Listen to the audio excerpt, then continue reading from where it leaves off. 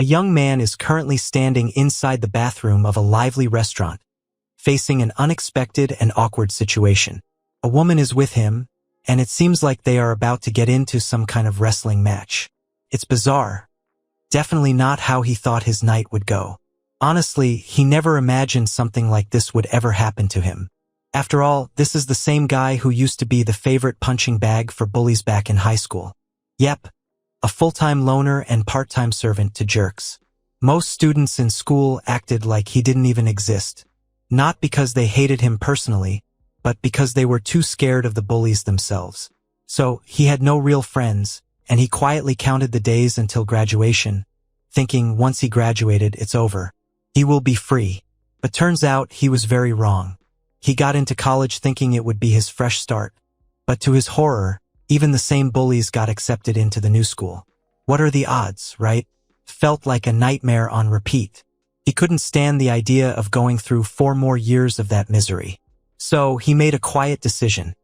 He would disappear from everyone's radar. For a whole year, he stayed out of the spotlight, said nothing to anyone, and focused only on his studies.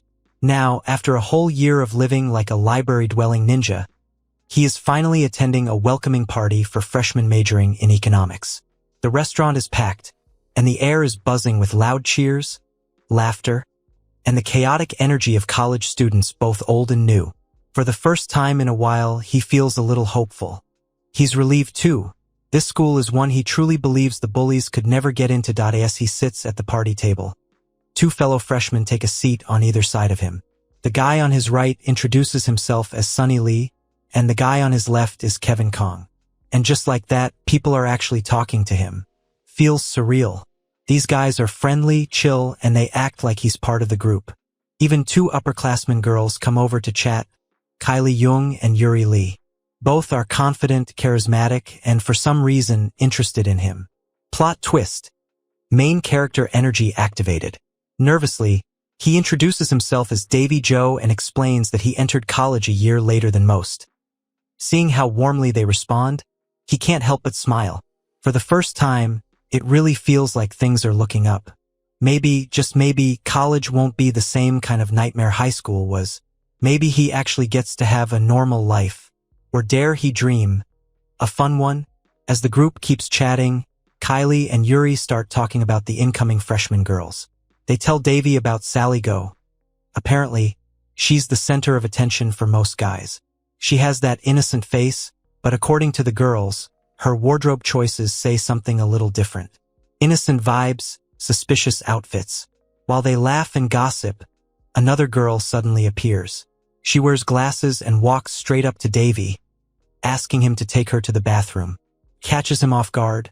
But before Kylie and Yuri can warn him to stay away from girls who play that kind of game, he's already following her. Their jaws drop. The girls are shocked and very, very annoyed. Not long after, the lady with the glasses is seen rushing out of the restroom, clearly in a hurry and flustered. Davy follows right behind her, looking confused and out of breath, like someone who just lost track of what reality is. But as he steps out, he notices another woman walking past. Elegant, cool, and completely unrelated to the chaos he just stumbled into. Before he can make sense of anything, a man walks up to the lady who had just exited, and the two seem to head off together as if nothing happened. Davy watches from a short distance, unsure if he just got dragged into someone else's weird drama or accidentally became a background character in a romantic subplot. Eventually, he manages to catch up to the glasses-wearing lady. He gives her a quiet, awkward apology, the kind that comes from someone who didn't really know what was going on in the first place.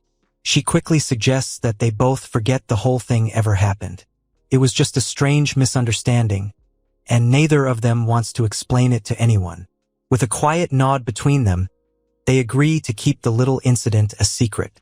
As they return to the main party area, Davy barely gets a moment to breathe before a group of guys pull him into the chaos. The music is still pumping, the energy is high, and the drinks are definitely flowing faster than common sense.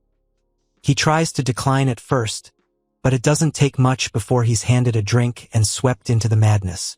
Surrounded by laughter, music, and new friends, Davy can't help but feel something unexpected, joy. This is the kind of college life he never thought he'd have. It's fun, loud, unpredictable, and for the first time he actually wants to be part of it. Goodbye, loner life. The next morning hits like a truck made of regrets and soda-flavored hangovers. Davy wakes up on the floor after dramatically tumbling out of his bed, tangled in his blanket like a burrito that lost its will to live. His head throbs, and time feels like a concept invented by liars. But despite the chaos of last night, there's a weird smile on his face.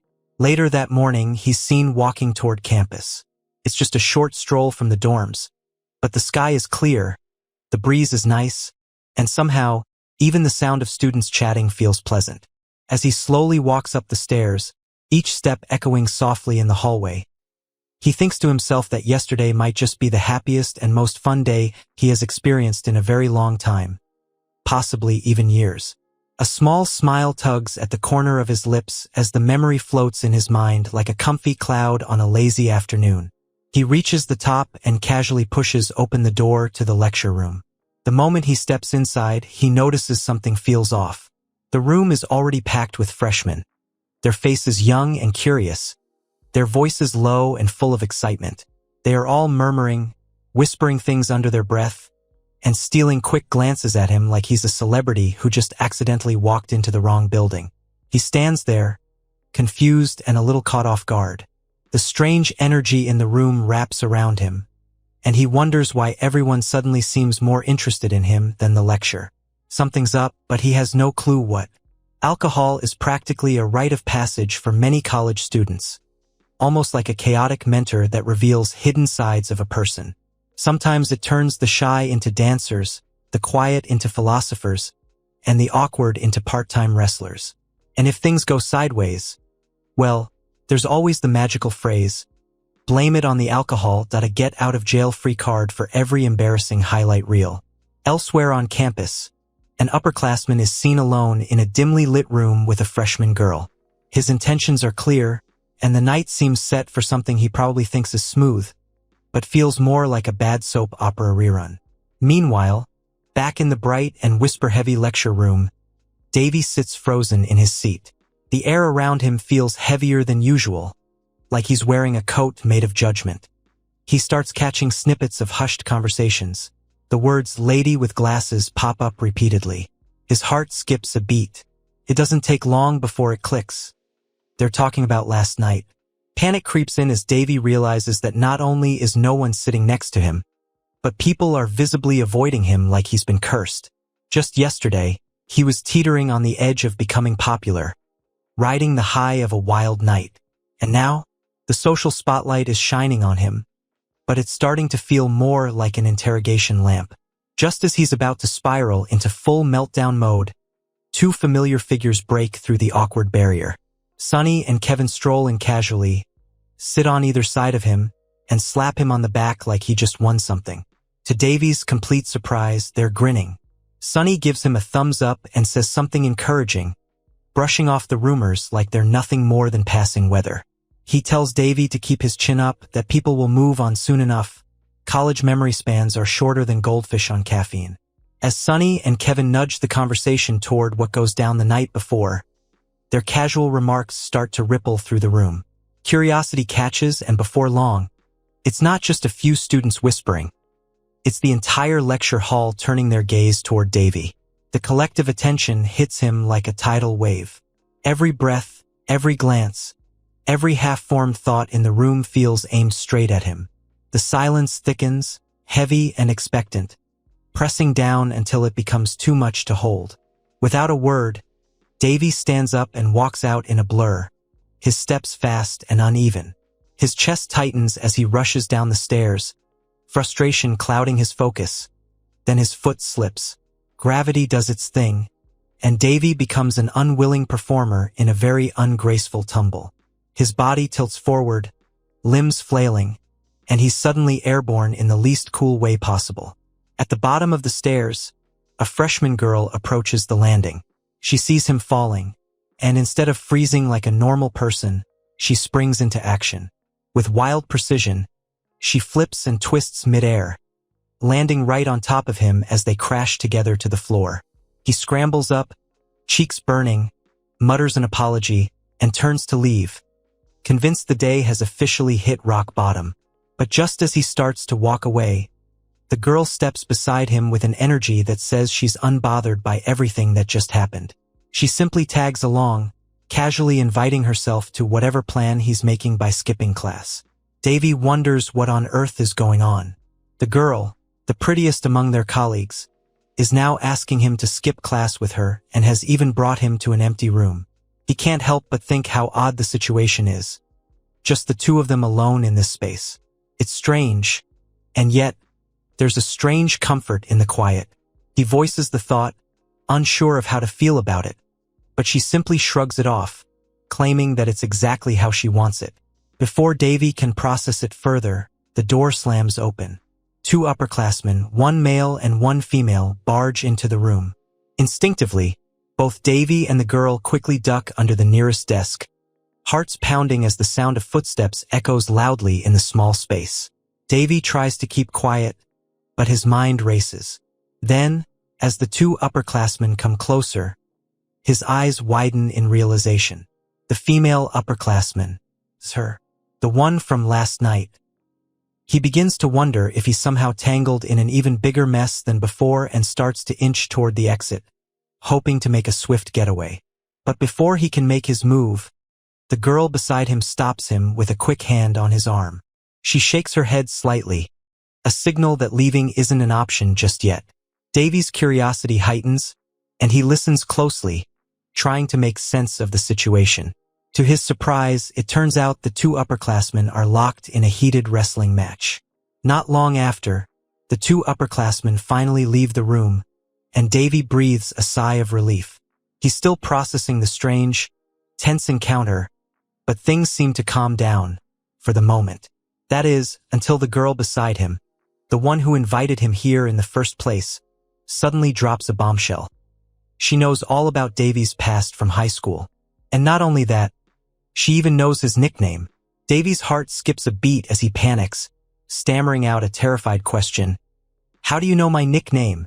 His mind races, trying to make sense of the situation. And then it hits him. There was a girl in high school who always wore an eye patch, and he had given her the nickname Psycho, a nickname that stuck with him through the years. The girl smirks, revealing the truth in an unexpected twist. Her name is actually a Psycho. Davy stares, wide-eyed, unable to fully comprehend what's happening. He's not sure why, but he expected someone else, not her, to show up. Asako even seems surprised that he didn't recognize her right away. Apparently, her identity was clear as day to her, but not to him. A sudden regret flashes in Asiko's eyes as she mutters that maybe she should have pretended not to know him at all, the discomfort in her voice now clear. Davy, on the other hand, feels like the walls are closing in. He's just started this new chapter in his life, trying to leave behind the painful memories of high school. And now, an old bully is here, in the same college, dragging everything back to the surface. Asiko's tone shifts again, and she pulls out her phone. With a few taps, she shows him a picture, one from the very time Davy was being bullied in high school. The image catches him off guard, and his stomach drops. The picture isn't just a casual shot. It's a reminder of the worst part of his life, the humiliation, the years he tried to forget. Davy's face pales. He's mortified, a cold sweat breaking out on his forehead. Asiko hasn't erased the picture. In fact, she's kept it all this time. And now she's threatening to send it to the school group chat. The thought alone is enough to make him feel like the floor has dropped out from under him. If she does it, everyone will see him as the same person from high school, the target of mockery and cruel jokes all over again. He's sure it'll be the end of his time at the school, and worse, it feels like it might even be the end of his new life before it's really begun. Fear begins to take over. The weight of the situation presses down on him, and he knows he can't let this happen. He stands, facing Asiko, determination flooding his chest. He has to stop this. He has to protect the little bit of peace he's found. With a sudden, impulsive move, Davy lunges forward, trying to grab the phone from Asiko's hands, to take control of the situation before it spirals out of his reach completely. Asiko's sharp yell cuts through the tension, demanding that Davy get off her. He hesitates, caught in the whirlwind of his own thoughts. The scene shifts in his mind, back to high school when he was helpless, surrounded by a group of bullies. He feels different now. He's no longer the same vulnerable boy. She's alone now, a girl. He's bigger. He should be able to stand his ground. But as quickly as the thought comes, Davy realizes it's nothing more than an illusion. The image of him taking control fades when Asako locks eyes with him. The reality is that he's only imagining it. And in this moment, she stands unmoved by his imagined aggression. Her calm demeanor contrasts his racing heart, and the weight of the situation bears down on him. The weight of her words cuts through the confusion, settling in his chest with a cold finality. If he doesn't want the photo to be sent out, he will need to follow her lead from now on. Her control of the situation is clear, and Davy, knowing the consequences of his college life being ruined, has no choice but to accept that he cannot fight her. He focuses only on the photo, the one thing he needs to erase. If he can do that, everything will be fine. But as his hand reaches for the phone, Asako moves with an ease that surprises him. The phone is gone from his grasp in an instant, hidden from view, leaving him grasping at air. His desperation builds, and without thinking, he tries to take the phone by force. And then, like a flash from his past, he is reminded of a moment from high school. He remembers the bullies surrounding him, trying to make a move on Asako, and how effortlessly she neutralized one of them. He hadn't stood a chance then, just as he doesn't now. This realization hits him like a wave. He's still the same powerless person in this scenario, caught in her grip. Suddenly, he feels his neck tighten, a pressure building around him. Her legs lock around him with precision, pulling his arm in a way that shoots pain through his body. He tries to tap out, but the pain only intensifies. The feeling of helplessness mirrors those high school days, and he falls to his knees, unable to move. Asako stands over him with a slight smirk, the tension in the air thick. The once arrogant boy, who thought he could stand against her, is now kneeling, completely at her mercy. Davy is left breathless and broken, unable to do anything but accept his defeat. He then politely asks that he wants to know how he can keep the photo under wraps, to which she told him that it's easy. Davy listens in stunned silence as Asako outlines the terms of their unspoken agreement. She tells him in no uncertain terms to keep quiet about her past, about the time when she was a bully. If he opens his mouth, she warns, she will deal with him. The words hit him like a cold splash of water, and he realizes the severity of the situation. He's now entangled in her game, and there's no way out unless he plays by her rules. As if reading his confusion, Asako casually tells him that if he keeps her secret, she'll keep his. The simplicity of it all catches him off guard. For all the tension, the blackmail, and the overwhelming pressure, the solution feels almost too easy. But then she adds a twist: money. She asks for a price to keep the photo hidden, and Davy can't help but reason that she's not just a bully anymore. Her appearance has changed, softened, and now she has an innocent air about her, like someone eager to bury her past to chase a better future. It's clear she wants to erase the marks of her previous life so she can marry well, to live a life that doesn't reflect the person she once was. The realization settles in Davy's chest. Maybe this isn't just about him. Maybe she too has something to lose, and in that shared vulnerability, Davy finds a strange sense of relief. She's not untouchable. She's as desperate to protect her secrets as he is to protect his college life. And that gives him hope. Hope that he has a chance at countering her threats, at turning the tables. Asako then directs the conversation back to reality, telling him that they need to head back to class. Davy is stunned. The last thing he wants is to return to that room, to face the scrutiny of his classmates and the weight of his own humiliation. But Asako is calm, composed.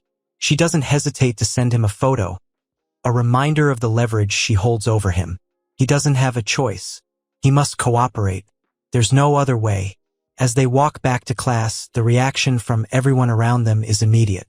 His friends' eyes widen, their expressions full of surprise and curiosity. The whispers start before they even sit down, with some classmates exchanging knowing looks. Davy, however, is fully aware of the truth. It's not that he's with the prettiest girl in the room. No, it's that he's sitting next to a girl who's holding him hostage, one who has the power to ruin everything he's worked for. His friends are impressed, almost envious. But Davy isn't fooled. He knows the truth, and the truth is far from flattering. The weight of her presence is like a shadow over him, constantly reminding him of the tightrope he's walking. If he ever dares to expose her, they'll both fall, and he will be the one who gets hurt the most. As the class continues, his mind races. If he tells the truth about her, it will ignite a massive conflict, one that will drag them both down. And there's only one way out of it. Someone else has to break the news. Someone who can expose her without making him the villain. The question is, who can he trust to be his savior? In the bustling cafeteria, a long queue of students stretches out as Davy and his two friends sit down at their table, their trays filled with food. The noise of the cafeteria swirls around them, but Davy is lost in thought. Sonny grumbles about the sky-high price of the class textbook, his voice full of frustration. Davy listens absent-mindedly, his mind drifting back to a time when eating lunch alone had been his reality. When he was the school loser, forced to hide away from prying eyes and whispered gossip. The thought of sitting here, sharing a meal with his friends, feels surreal. But there's an unsettling undercurrent to this moment. He's not just worried about the price of textbooks or the casual conversation that flows around the table. No, his mind keeps returning to one pressing question. Why is a psycho, of all people, sitting with them? Why is she hanging out with his friends? Her presence at the table doesn't feel natural. It feels like an intrusion. Davy can feel the weight of the other students' curious stares, the way they watch a psycho with him, wondering what the connection is. Davy knows it's because of her that he's getting all this unwanted attention. Everyone's questioning her sudden association with him, and he can almost see the silent judgment in the air. After all, she's trying so hard to bury her high school delinquent past, to leave it behind. But Davy knows that no matter how much she pretends, her history is something she's desperate to hide. His friends are completely oblivious, chatting away with a psycho like she's just another one of them. Their laughter fills the air, light and carefree. But Davy can't help but feel the unease bubbling up inside him. Ignorance, he realizes, is truly bliss. They have no idea what kind of hold she has over him, how she's keeping him close like a puppet on a string, just to make sure he doesn't spill her secrets. If they knew the truth, everything would change. But for now, they remain blissfully unaware. Then, as if reading his thoughts, a psycho suddenly turns to him with a sweet smile and asks for his opinion on the expensive textbook they've been discussing. To everyone else, it might seem like a simple question, a casual part of the conversation. But to Davy, it feels like a threat. Her smile doesn't reach her eyes, and the way she asks the question sends a chill down his spine. He's almost certain that what she's really doing is testing him, seeing if he'll buckle under pressure, seeing if he'll buy that textbook for her as another way of keeping him under control. In his mind, the words she's saying are just a subtle way of reminding him of the leverage she holds over him. If he doesn't comply, if he doesn't give in, that photo, the one she's holding over him, will find its way into every corner of campus, and his life at this school will be over before it even begins. The nagging sense of entrapment gnaws at him, and all he can think of is how much he wishes someone would swoop in and pull him out of her grasp. For the first time in his life, he yearns for someone to rescue him from the mess he's stuck in. Someone who can take him out of this tension and lead him away from the looming threat she represents. Suddenly, a group of girls calls out to him, addressing him by name. Davy blinks in surprise, the sound of his name hanging in the air like a lifeline. The attention feels strange yet familiar, the first time in a long while that anyone besides a psycho has spoken to him. He can't help but wonder if they want something from him, and a small part of him is hopeful that this is his chance to escape. But the weight of his past and his present situation holds him back as he waits for the next move. One of the girls mentions that they've managed to borrow the expensive textbook and that they plan to make a copy. They ask if he'd like to tag along with them, and for a brief moment, Davy wonders if this is the escape he's been looking for. Could this be his chance to break free from a psycho? But the illusion shatters as quickly as it appears when a psycho, her voice cold and clipped, interrupts the moment. She firmly tells the girls that it's uncertain whether they'll actually copy or buy the textbook, and that they can go ahead without Davy. The dismissive tone cuts through the air, and the girls, visibly uncomfortable, retreat. Davy watches helplessly as they leave, resigned to his fate once more. Asako has him under her thumb, and there's nothing he can do about it. Just when he feels like the walls are closing in, Kylie and Yuri, two of his more cheerful classmates, come over to greet him. They immediately ask Asako if they can take Davy with them to assist with some tasks. Davy's friends have already agreed, and though Asako hesitates, her grip on him weakens just enough to let him slip away. The moment they ask her if she's dating Davy, Asako flusters, denying it quickly and asserting that they're just old classmates. The denial feels hasty, and Davy can't help but notice the shift in her demeanor. But before he can dwell on it, Kylie and Yuri eagerly lead him away. He feels a rush of relief. Finally, he's free from Asako's watchful eye, at least for the time being. Kylie and Yuri take him to their apartment, and Davy's excitement bubbles up as they tell him that their new bed has arrived, but they don't know how to set it up. He jumps at the chance to help them, eager to contribute in any way possible. In his mind, this is his way of thanking them for the chance to get away from Asako and her hold over him. Asako sits at the computer in the internet cafe, surrounded by the noise of her friends engaged in video games, their laughter and banter filling the air. As she plays, something feels different, something she hasn't felt in a long time. Fun. Genuine fun. It's a strange sensation, almost foreign, considering the years of fear and anxiety that have weighed on her every move. She realizes that, for the first time in ages, she's enjoying herself without the constant fear of her past haunting her. As she watches her friends play and listens to their jokes, her mind drifts back to her high school days. She remembers how she had learned tricks from a friend, things to try out with different guys, all in an attempt to test her own limits and maybe even gain some power over them. But it had always backfired, and each failure left her feeling more isolated. She had tried to be something she wasn't, someone that the people around her would fear or respect, but in the end, it was always empty. Her past was full of regrets, and she hated the fact that she still had to hide it from the world. But now, in this moment, surrounded by friends who don't know her past, she feels free. It's a brief escape, but it's enough for her to start thinking about her interactions with Davy. Her eyes flick to her phone, and she decides to text him, wondering how he's doing. But then she waits, and waits. No reply. A sinking feeling rises in her chest. He's not answering. The nagging doubt creeps in, and she can't help herself. She keeps texting him, asking what he's doing, hoping for any response, anything that could reassure her. After a long while, her phone buzzes with a new message from Davy. She opens it eagerly, but as she reads, the message doesn't sit right. Something feels off. The words seem almost too casual, like he's hiding something, and her suspicions flare up. With a laugh, trying to brush off the unsettling feeling, she asks him to send a proof of what he's doing, thinking it's just a silly request to see if he's being truthful. The reply comes quickly, but when Asako opens it, she's stunned. Her breath catches in her throat, her fingers hovering over the screen in disbelief. As Davy walks through the door of the internet cafe, his mind races with a mix of dread and resolve. The weight of the situation presses down on him, and he can't help but feel the constant pull of Asako's blackmail looming over his every step. He's done with the constant fear, the manipulation.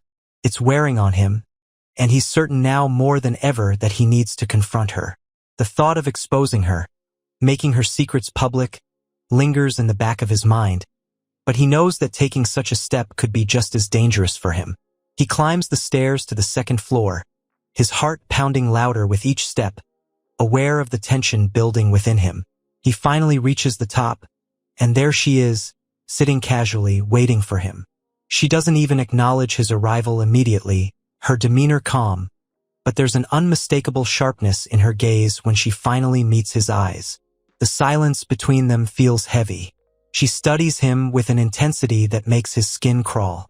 In that moment, Davy feels the unease settle in, but he forces himself to keep his composure.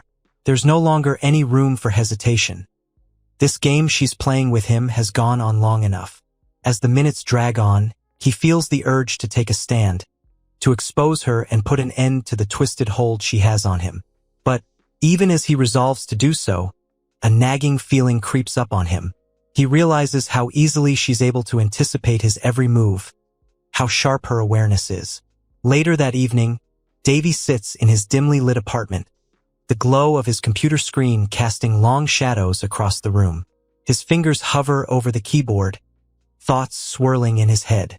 He's determined to find a way to break free from Asai Ko's grip, to expose the secrets she's been holding over him for far too long.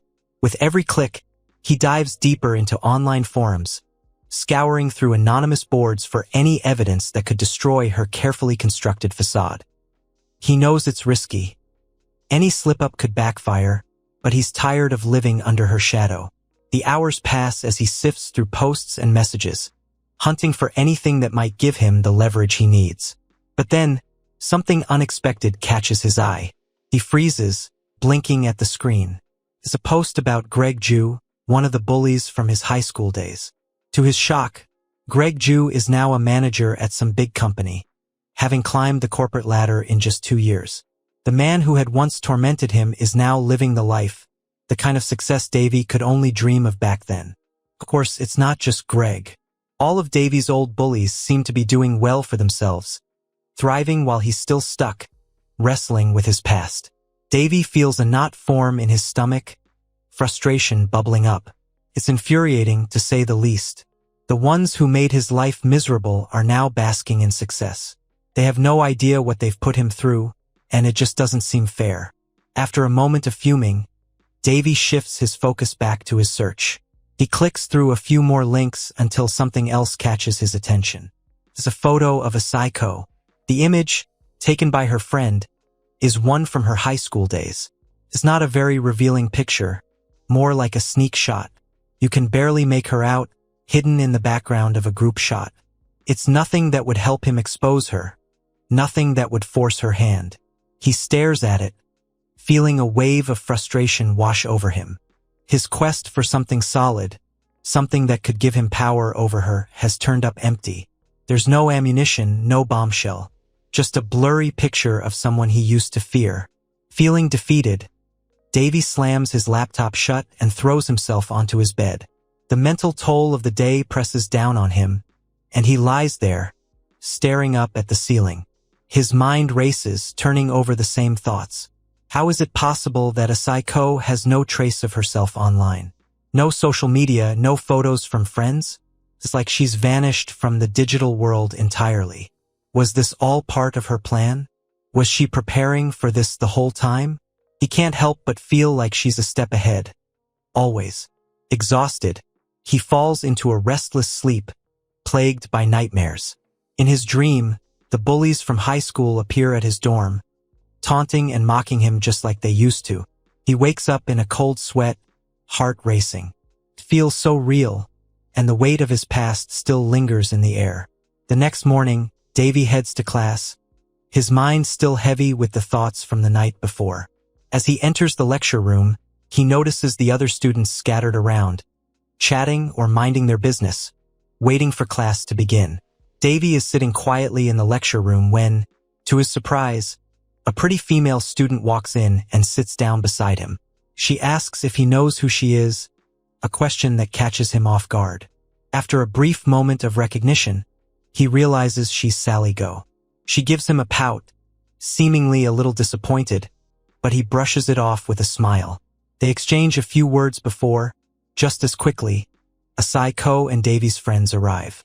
At this, Sally Go stands up, excusing herself with a playful remark that they'll talk more next time. Davy's friends, clearly impressed, whisper among themselves in awe. They can't believe Davy knows Sally Go, the most popular girl in their year. Davy, not wanting to cause any more fuss, downplays it, casually mentioning that they just introduced themselves. However, Asai Ko raises an eyebrow, her tone skeptical, asking if that's all it was. Davy, now a bit defensive, swears that's the truth. But deep down, he's still uneasy. remembering how smoothly a psycho has managed to erase any trace of her past. Despite everything, Davy refuses to give up. He still hasn't searched through the yearbook yet, something he plans to change. He decides to have his parents mail it to him, hoping to find something, anything, that can help him uncover more about a psycho. It's a small hope, but it's something. When the class ends, Davy quickly gathers his things, telling his friends that he needs to organize some personal stuff. He promises to catch up with them next time. Kevin, always the considerate one, tells him they'll save him a seat.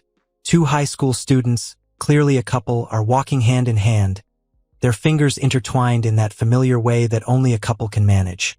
They laugh together, their smiles wide, and their eyes filled with that sweet, innocent affection only found in young love. Behind them, another girl walks, her eyes glued to the couple. Her name is Sonia Ko, and 2 years ago, she was just a studious nerd, keeping to herself, nose always buried in books, not really concerned with the world outside of her studies. Sonia watches the couple, a mix of curiosity and wistfulness on her face. Little did she know back then that their story, this perfect love, would eventually come to an end. College would split them apart, and both would go on to find new people, more suitable matches, or so they tell themselves. The relationship, so full of promise back in high school, would fade into just another memory. As Sonia continues walking, deep in thought, two guys rush by her, shoulder-checking her as they pass. She stumbles and falls to the ground with a soft thud. The two boys don't even look back, their laughter echoing as they walk away. They don't apologize, don't offer a hand to help her up. They just keep walking, as if nothing happened. Those guys who bumped into her, laughing and mocking her, might have had their fun for today, but she knew they'd answer to her one day. She couldn't see properly after the fall, her glasses lost somewhere in the chaos, and she had to feel around on the ground to find them. The frustration was mounting. She was pissed not just because of the fall, but also because of the nosebleed. The guys who passed by, smirking and snickering, only made it worse. Just as she was about to give up, a guy approached her. He wasn't like the others. He seemed genuinely concerned.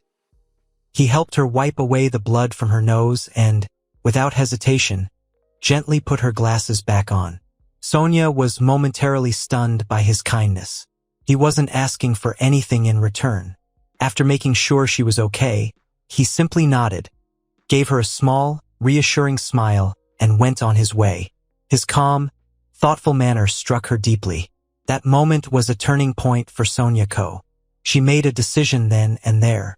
When she went to college, she would find a guy like him, kind, considerate, and a true gentleman. She would not let herself be a victim anymore. She would become someone who could hold her own, someone who was not just the nerdy girl everyone ignored.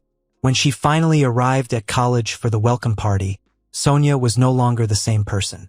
She had changed her appearance significantly, transformed herself into someone more confident and self-assured. She had studied hard, not just academically, but also on how to get close to people, how to be someone others noticed. It wasn't long before she spotted him across the room. Davy. The guy who had helped her that day, who had treated her like a human being, not just a clumsy girl who had fallen. She wasn't surprised when she saw that he didn't recognize her. After all, she had completely transformed her look after receiving her college offers. She had wanted a fresh start, and that included leaving behind the image of the girl who was always stepped on and ignored.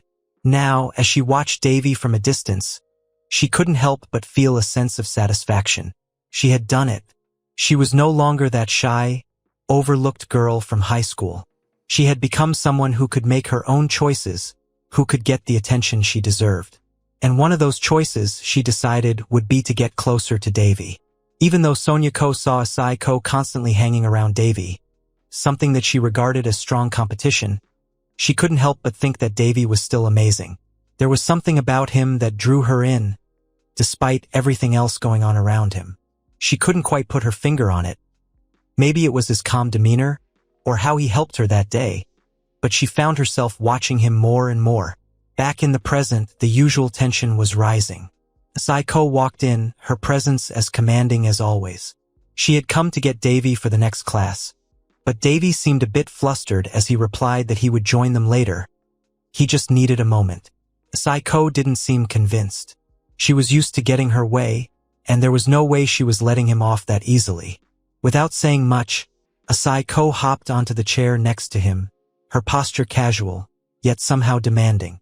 With a sharp glance, she asked if he had been spreading things about her past. Before he could respond, she grabbed his phone, her fingers moving quickly to check it. Davy tried to stop her, reaching out to reclaim his phone, but Saiko was quicker. As she leaned over, her momentum caused her to stumble forward, dangerously close to his face. The close proximity caught Davy off guard, his heart racing. Davy still cannot fully comprehend what just happened. He had his first kiss. And, of all people, it was with Saiko, the girl who had made his high school life miserable. He feels a strange mix of disbelief and discomfort as they both walk hurriedly to their next class. Every time he thinks about that kiss, a heavy feeling settles in his chest, knowing it was with her. The thought gnaws at him, making him groan inwardly. He had always imagined his first kiss would be with someone special, someone he cared about. But now it's tied to his high school bully. How unfair. As they continue walking, Saiko notices his discomfort and, with a small smirk, asks if that was really his first kiss. Davy, still trying to wrap his head around the situation, quickly fabricates a story. He claims that he's been so popular in the past that it doesn't really count as a special moment. He doesn't want her to think it meant anything more than it actually did. After all, he can't let her know how awkward and embarrassing it feels. Saiko, seemingly content with this explanation, doesn't push further. She brightens up, the tension in her face easing as she declares that they can just count it as an accident, brushing it off as though it was no big deal. To her, it's almost as if the kiss never happened, like it was just a minor slip-up with no emotional significance. Davy, however, can't help but feel irritated by how casually she's treating something that, for him, feels so monumental. It's as if she doesn't realize or care how much it means to him, or maybe she just doesn't care at all. In another part of the building, Sally Go is in the restroom, overhearing everything. She listens carefully, her sharp ears picking up on the exchange between Davy and Saiko. The mention of Davy's awkwardness and Saiko's careless comment about the kiss sparks something in Sally. She knows there's an opportunity here, an opening she could use to her advantage. During class, Davy can't help but watch Saiko, sitting across the room, acting as though she is the perfect student, attentive, calm, and deeply immersed in the lesson. She's not the chaotic, troublemaking girl he remembers from high school. Instead, she's almost the model student now with a quiet focus that makes her seem completely different. It's as if she's transformed into someone else entirely. This makes Davy feel a strange sense of frustration, almost like he's watching a lie unfold before him. He wonders if she's really changed or if it's all just a facade, a carefully constructed act to hide her past. As his thoughts wander, his mind drifts back to a time long before, during middle school. He remembers the feeling of someone's hand smacking his forehead, pulling him back into reality. The male student sitting beside him in class had done it.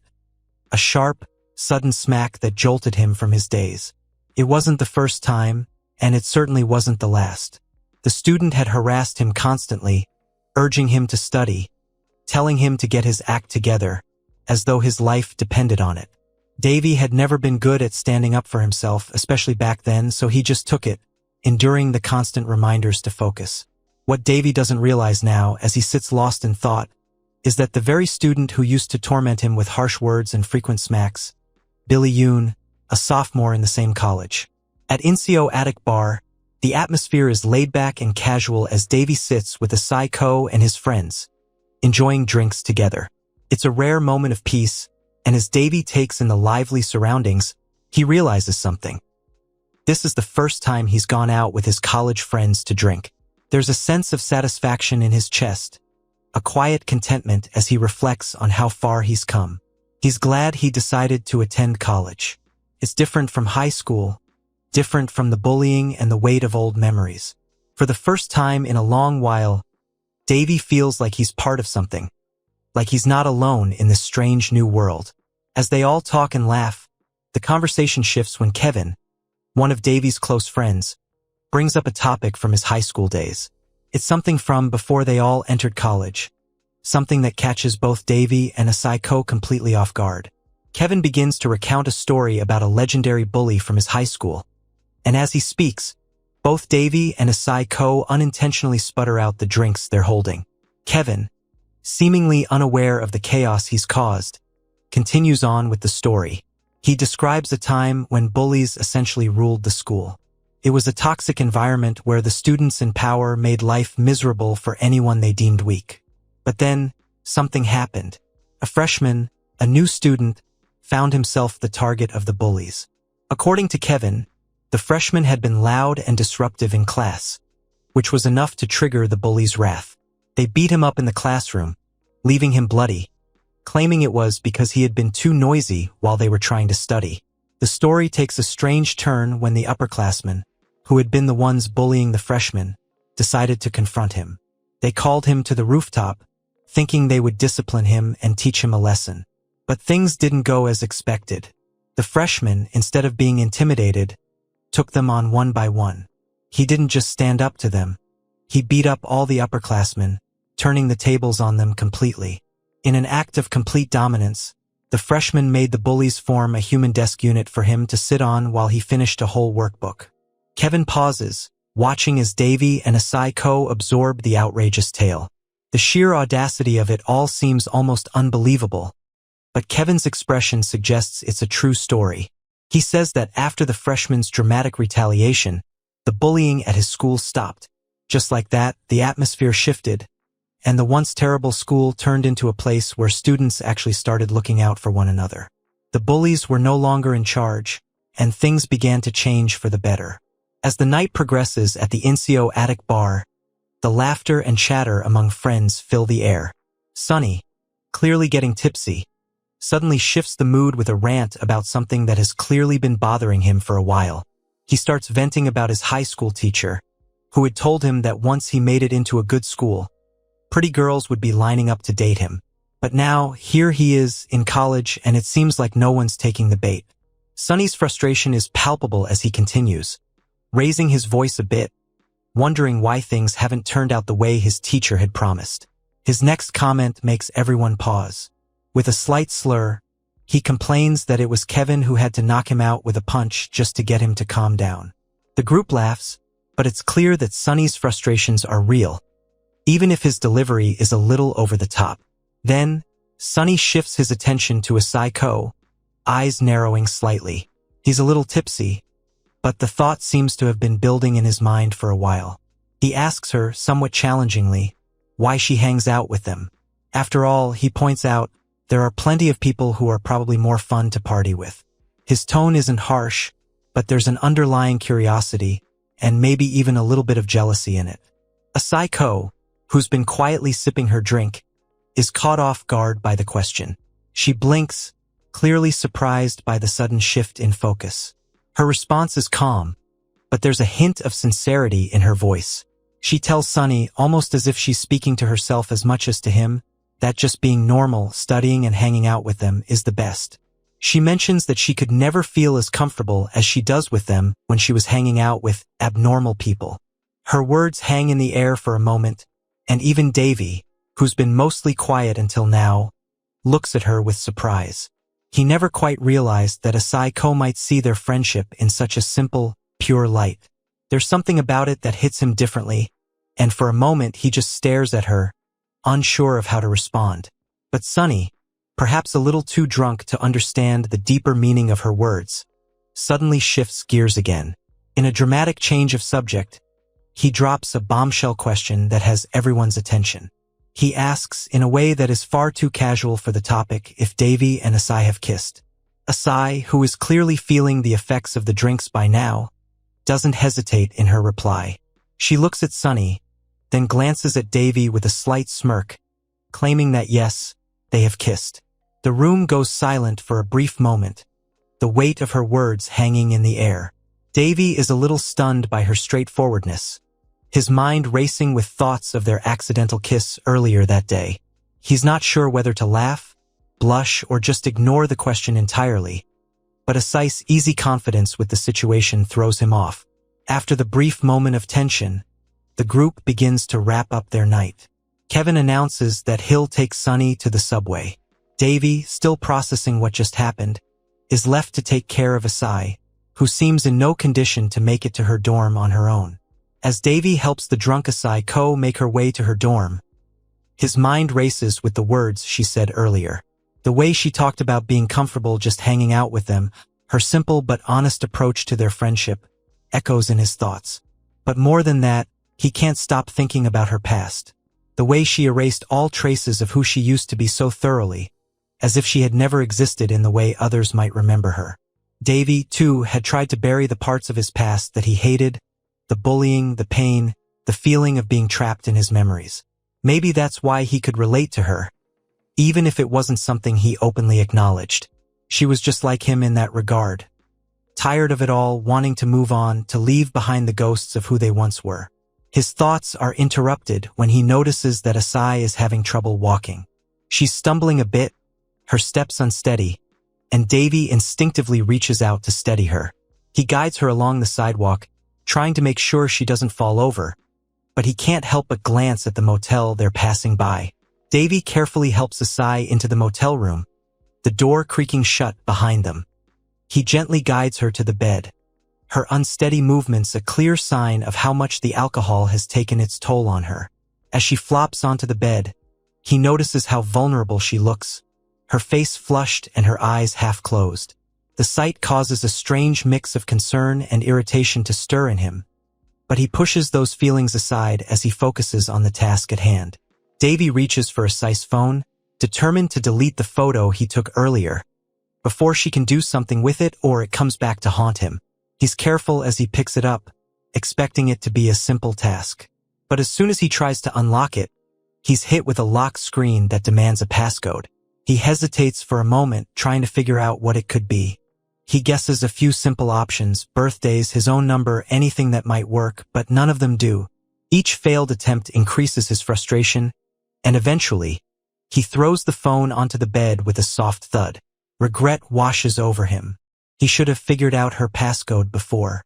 This situation wasn't supposed to happen like this, and now it's all coming at him too suddenly. The thought of not being able to control anything about this moment gnaws at him, but there's nothing he can do. He starts to think about taking the photo as leverage, something to hold over her in case things spiral. But as the idea settles in his mind, he shudders. The thought of using something like that, especially in her current state, feels wrong. He can't bring himself to do it. At that moment, Asai stirs, sitting up suddenly, looking around the room in a dazed confusion. She's clearly out of it, still heavily intoxicated, but she's trying to make sense of where she is. She doesn't seem to process Davy's words as she flails a bit, trying to stand up on her own, her face scrunching in annoyance. The drunken tantrum she begins to throw surprises him, and it only makes him more unsure of how to handle this mess. Before he can even try to calm her down, she suddenly grabs her stomach, her face twisting in discomfort. Davy's instincts kick in, and he quickly rushes to help her, realizing that she's about to be sick. He helps her to her feet, supporting her shaky body as they make their way to the restroom to relieve herself. As Davy steps out of the motel, a moment of realization hits him. He had completely forgotten to take a photo of Asai, the very thing he had intended to do earlier.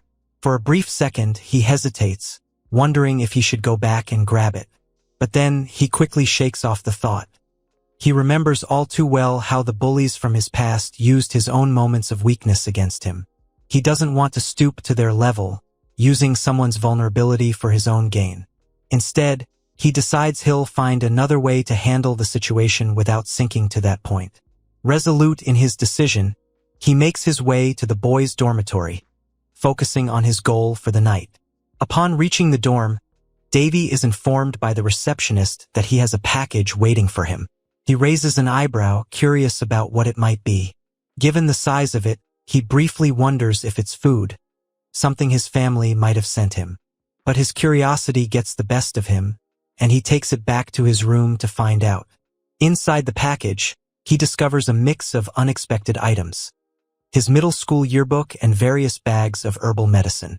He isn't surprised by the herbs. His family has always been involved in herbal medicine. His grandfather sells medicinal herbs, and his father practices Oriental medicine. Growing up, Davy had always been surrounded by these concoctions, which he had drunk as casually as most kids would drink milk. It's a part of his life that he's used to, but it still feels a little odd to have it sent to him now, so far from home. As he flips through the contents of the package, his eyes land on the yearbook. It's the middle school yearbook, not the high school one he was hoping for. He feels a wave of disappointment wash over him as he tosses the book onto the bed. He had wanted something from his high school days, something that might give him a glimpse into the past and help him make sense of things. But now he's left with a relic from a time he barely remembers. However, as the book falls open to a random page, something catches his eye. It's a photo from his middle school years, one he didn't expect to see. There he is in the picture, his face contorted in an awkward expression, his head being squeezed by none other than Billy Yoon. The memory rushes back to him in an instant. Billy, the boy who had tormented him back in those days, always picking on him for no reason. The image stirs up an uncomfortable feeling, a blast from the past that Davy had long tried to forget. Davy takes one of the herbal medicine packets his family had sent him. Without much thought, he drinks it, the familiar taste of the concoction settling in his stomach. Later that day, Asai, still recovering from her drunken antics, remarks casually that the weather is nice. Her tone is almost too cheerful, and Davy can't help but notice that she's sitting on his back, making it clear that she's treating him as some sort of punishment for taking her to the motel the night before. He tries to explain himself, but the words don't seem to reach her. She was too drunk to remember, he says, and he had no choice but to help her get to a safe place. But Asai isn't in the mood for explanations. Instead, she continues to use him as a human seat, clearly unimpressed by his protests. Eventually, Asai tells him they should head to class, and they make their way down the hallway. Davy is just about to breathe a sigh of relief, thinking that everything will return to normal, when he sees someone approaching. It's Billy Yoon, the very same bully from his middle school days, the one who had tormented him and made his life miserable for years. The sight of him sends a wave of panic through Davy's chest. He can't let Billy see him like this, not with Asai and certainly not after everything that has happened between them. Without thinking, Davy bolts toward the nearest restroom, hoping to avoid any confrontation. But as he pushes open the door, he freezes. The bathroom isn't what he expected. It's the ladies' restroom. He looks around in shock, realizing his mistake too late. Before he can even think of an escape plan, he sees a familiar face. Sally Go, who looks just as surprised to see him as he is to be in the wrong bathroom. Sally stares at him, her expression a mixture of confusion and amusement. Davy stands frozen in the women's restroom, his heart racing as he imagines the worst possible outcome.